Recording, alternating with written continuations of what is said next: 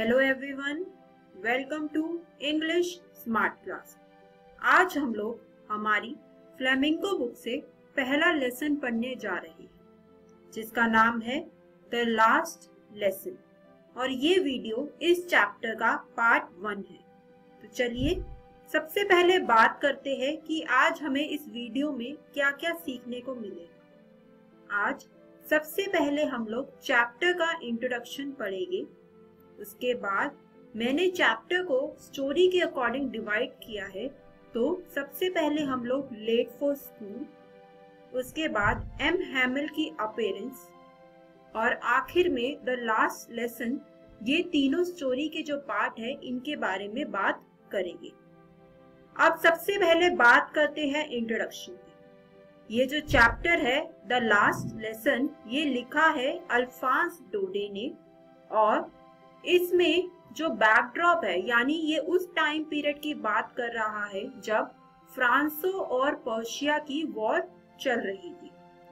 ये जो हमारा चैप्टर है द लास्ट लेसन, इसमें जर्मनी ने फ्रेंच के 2 डिस्ट्रिक्ट्स को ऑक्यूपाई कर लिया था, जो कि हमें मैप में पिंक कलर से शो हो रहा है। और जब जर्मनी ने इन 2 एरिया को ऑक्यूपाई कर लिया था तो वहां पर जर्मन्स ने कहा कि अब इन एरियाज में फ्रेंच लैंग्वेज नहीं चलेगी, अब यहाँ पर जर्मनी पढ़ाई जाएगी। तो इसका वहां के जो लोग थे उन पर क्या असर पड़ा, ये इस चैप्टर की स्टोरी में हमें शो हो रहा है। अब जब जर्मन लैंग्वेज इम्पोज की गई फ्रेंच स्पीकिंग लोगों के ऊपर, तो ये हमें इस स्टोरी में हाईलाइट किया गया है, हमें बताया गया है 3 लोगों के थ्रू। सबसे पहले एम हैमिल, उसके बाद उसके स्टूडेंट्स और आखिर में विलेजेस, यानी अलग अलग सेक्शन ऑफ सोसाइटी से लोगों को उठाकर अलग अलग तरीके से हमें बताया गया है कि किस तरह से उन लोगों ने जर्मन लैंग्वेज के लिए रिएक्ट किया जब उन्हें बोला गया कि अब वो फ्रेंच नहीं पढ़ेंगे, अब वो लोग जर्मनी पढ़ेंगे। दोस्तों, अब बात करते हैं स्टोरी के पहले पार्ट की, जिसमें है लेट फॉर स्कूल। दोस्तों, ये है हमारा फ्रांस। अब ये हमारी स्टोरी का मेन हीरो है और जो हम ये जो स्टोरी पढ़ रहे हैं द लास्ट लेसन, ये हम लोग फ्रांस के पॉइंट ऑफ व्यू से पढ़ेंगे, यानी फ्रांस हमें बताएगा कि उसने उस दिन क्या क्या देखा। और हमारा जो फ्रांस है ये उस दिन स्कूल के लिए लेट हो जाता है और वो काफी डरा हुआ होता है कि भैया आज तो मुझे पक्का डांट पड़नी ही पड़नी है। और सबसे ज्यादा उसे डर लगता है एम हैमिल से, और वो इस वजह से क्योंकि वो पार्टिसिपल्स के ऊपर क्वेश्चन पूछने वाले थे, लेकिन हमारे फ्रांस को तो एक वर्ड तक नहीं आता था उसका। तभी जो हमारा फ्रांस है वो बुलेटिन बोर्ड देखता है। दोस्तों, बुलेटिन बोर्ड एक ऐसा बोर्ड होता है जहां पर सारी इंफॉर्मेशन स्कूल की लगाई जाती है ताकि सब लोग उसे देख सके। अब जो फ्रांस है उसे बड़ा आश्चर्य होता है कि भाई ये इतने सारे लोग बुलेटिन बोर्ड के आगे आखिर कर क्या रहे हैं। और जो फ्रांस है वो बुलेटिन बोर्ड से, क्योंकि 2 साल से बुलेटिन बोर्ड पे सिर्फ बुरी खबरें आ रही होती है, तो उसे लगता है अरे फिर से कोई बुरी खबर है क्या। तभी वो ब्लैक स्मिथ को देखता है और उसके पास जाता है। ब्लैक स्मिथ का मतलब यानी लोहार से। और लोहार उसे कहता है कि भाई तुम इतना तेज क्यों भाग रहे हो। तो वो कहता है मैं लेट हो रहा हूँ। तो ब्लैक स्मिथ कहता है कोई नहीं, बहुत टाइम है, तुम आराम से पहुंच जाओगे स्कूल। तो जो फ्रांस है उसको बड़ा आश्चर्य होता है, उसको लगता है अरे ये मेरा मजाक उड़ा रहा है। अब अगली जो एक बड़ी स्ट्रेंज चीज होती है वो होती है कि बड़ा काम होता है स्कूल में। वैसे स्कूल में डेस्क बंद करने की आवाज आ रही होती है और बच्चों के चिल्लाने की आवाज हो रही होती है, बट उस दिन ऐसा कुछ नहीं था। और एम हैमिल जब उसे क्लास में घुसते हुए पकड़ लेते हैं तो वो भी उसे कुछ नहीं बोलते। इस पे वो बड़ा खुश होता है कि भैया आज तो डांट नहीं पड़ी मुझे। बट फिर उसे बड़ा आश्चर्य भी होता है कि भाई ये क्या मौसम में बदलाव आ गया कि एम हैमिल ने मुझे नहीं कुछ कहा, बल्कि आज मैं स्कूल के लिए लेट हूँ फिर भी मुझे डांट नहीं पड़ी। अब वो ये सब कुछ सोच ही रहा होता है कि वो देखता है कि लास्ट बेंच पे क्लासरूम का जो आखिरी डेस्क होता है वहां पर सारे के सारे विलेजर्स बैठे हुए हैं।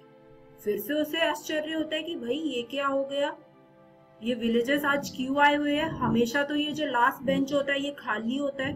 तभी ब्लैक स्मिथ भी आता है और परमिशन लेता है एम हैमिल से कि क्या मैं बैठ सकता हूँ क्लास में। तो एम हैमिल बोलते हैं हाँ हाँ जाइए और लास्ट डेस्क पर बैठ जाइए। और वो जाकर लास्ट डेस्क पर बैठ जाता है। तो ये सब कुछ देखकर हमारा जो फ्रांस है वो बहुत ही ज्यादा शॉक में होता है।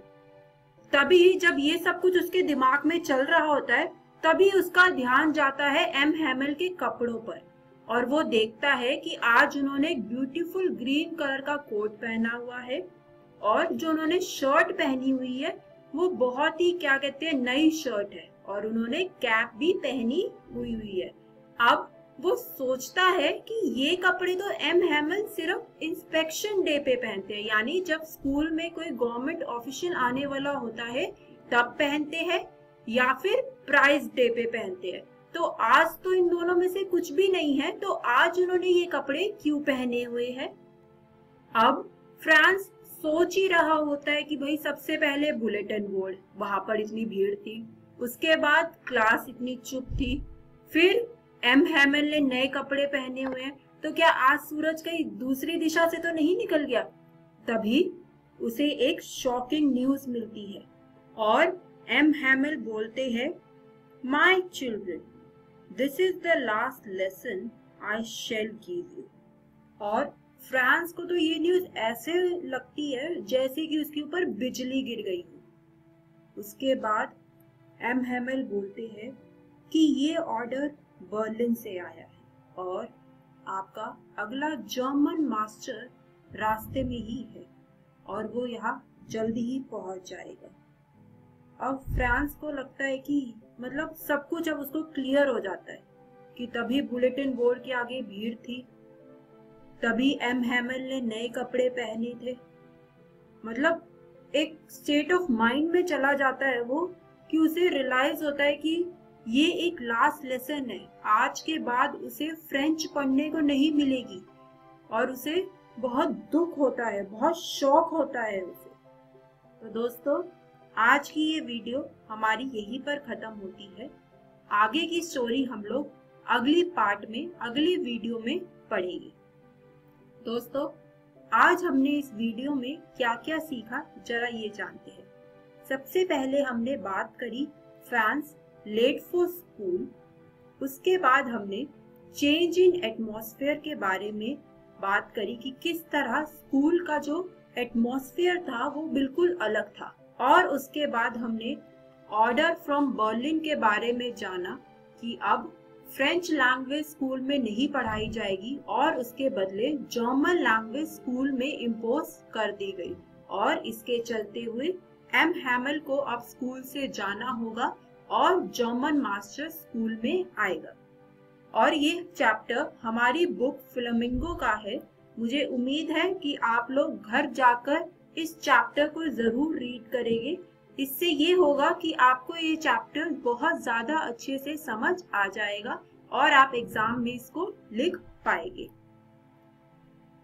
अगली वीडियो में हम लोग बात करेंगे रियलाइजेशन की कि हमारे फ्रांस को क्या रियलाइज हुआ।